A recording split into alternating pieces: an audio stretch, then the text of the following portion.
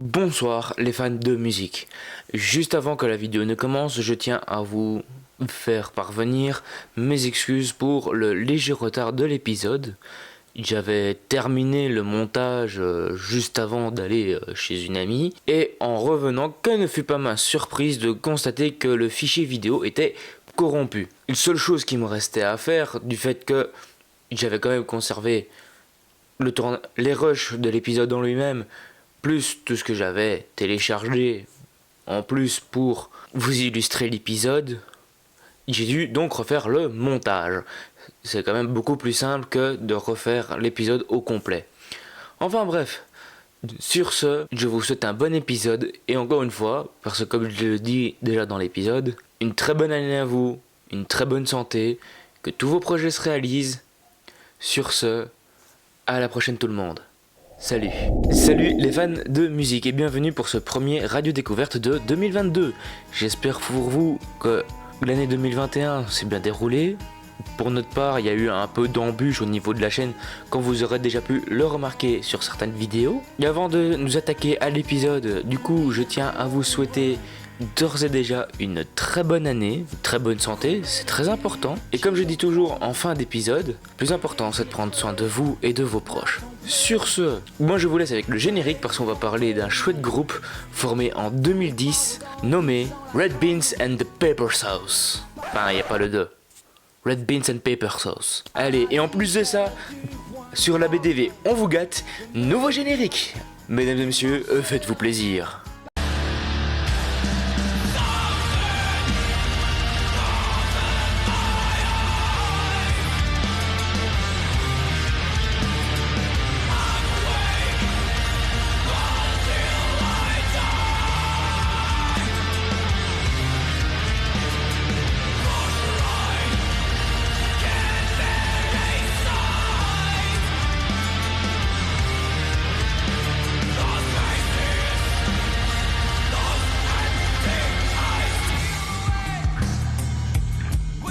Donc le groupe Biterrois, ne me regardez pas comme ça, c'est quelque part près de Béziers, voilà.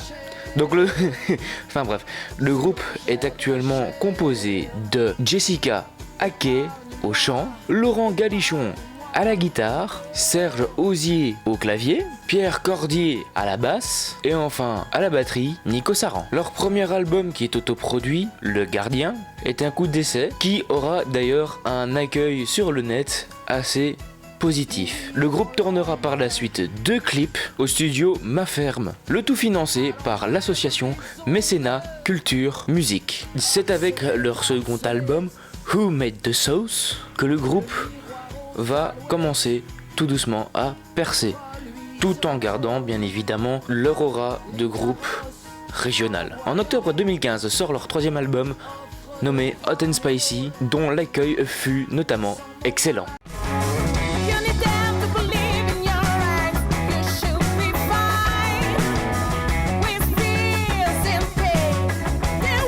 Avec leur 4e album nommé Red, le groupe entre dans une étape supérieur. Donc ils ont step up. Donc en gros, si vous voulez, pour faire plus simple, le groupe ne cesse de grandir. Et leur premier clip et single, Half World Changeling, dépassera les 150 000 vues sur le net. Et ce, seulement en quelques jours.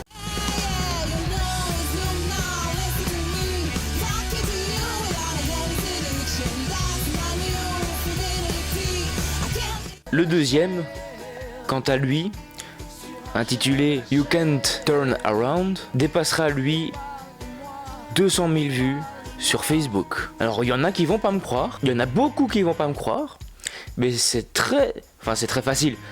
C'est fort probable de faire 200 000 vues sur Facebook, fort probable même.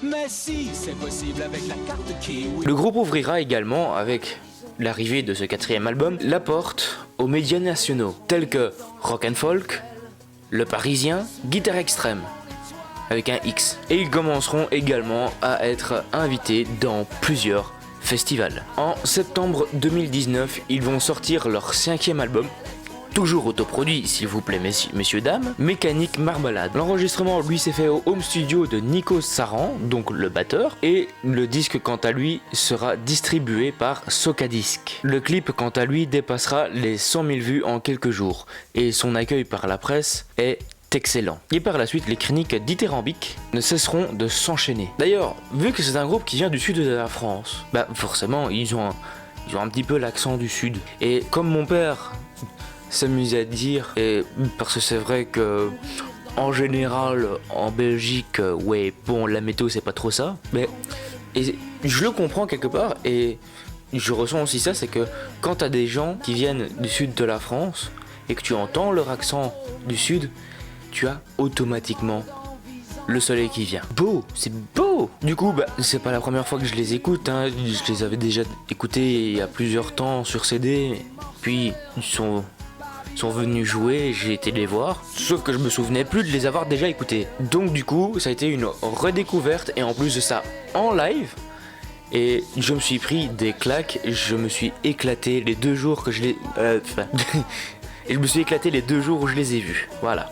J'ai enfin réussi à le caler. Je tiens juste à dire une chose avant de dire ce qui suit. Ce qui suit est mon avis personnel, donc un avis qui m'est propre, donc libre à vous par la suite de penser autre chose ou de me l'indiquer en commentaire si vous pensez pas la même chose, toujours dans le respect évidemment s'il vous plaît. Donc je tiens juste à vous dire que prenez ça avec des pincettes s'il vous plaît, c'est mon avis, soit vous en tenez compte, soit vous en tenez pas compte, bref, débattons-en en commentaire, je vous prie. En interprétation, donc l'interprétation que j'en fais, on peut remarquer que le groupe utilise un petit peu un sublime mélange de dark country, en un peu plus électrique et énergiquement endiablé, ainsi que le bon vieux heavy blues, grâce notamment à la guitare, la basse et la batterie, et un soupçon un peu de groovy avec notamment le synthé, donc le clavier, et bien évidemment sans oublier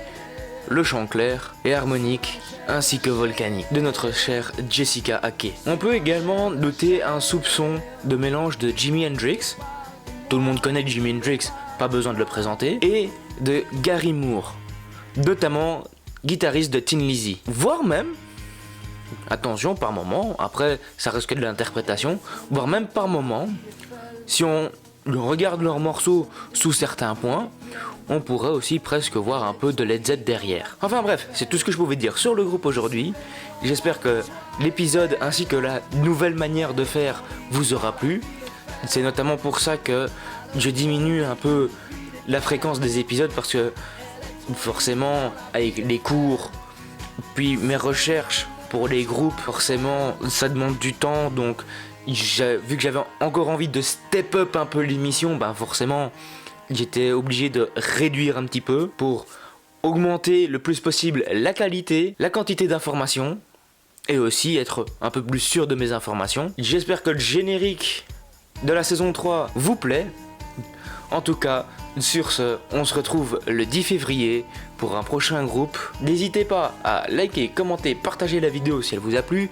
N'hésitez pas non plus à vous abonner et activer la cloche pour ne pas rater nos prochaines vidéos. N'hésitez pas non plus parce que, en plus, le site a subi une refonte totale. Enfin, totale. Le site a subi une Bref, vous m'avez compris. Donc, je suis fier de pouvoir enfin vous présenter le site de la BDV que vous aurez d'ailleurs en description. N'hésitez pas non plus, tant qu'on y est, à aller jeter un coup d'œil du côté de Bananas Nightcore, où on publie des Nightcore un par jour normalement, si je me souviens bien, si c'est toujours à l'ordre du jour comme ça. Et sur BDV Live, où on met les rediffusions de live. D'ailleurs, pour voir les lives en live, c'est très simple, il vous suffit d'aller dans la description ou sur Twitch pour taper bureau de la DV. Enfin, dans la description, il vous suffit juste de cliquer sur le lien à bon entendeur. Et comme j'ai dit dans la vidéo d'annonce de janvier 2022, donc de ce mois-ci, les lives vont reprendre de façon plus fréquente. Je ne dis pas non plus que je vais live tous les week-ends, cela va de soi, mais les lives seront plus fréquents. Enfin bref, sur ce, c'était Nathan, prenez soin de vous et de vos proches en ce début 2022. Je vous donne rendez-vous le 15 pour un Filbo critique et le 10 février pour un nouveau Radio Découverte. Salut tout le monde!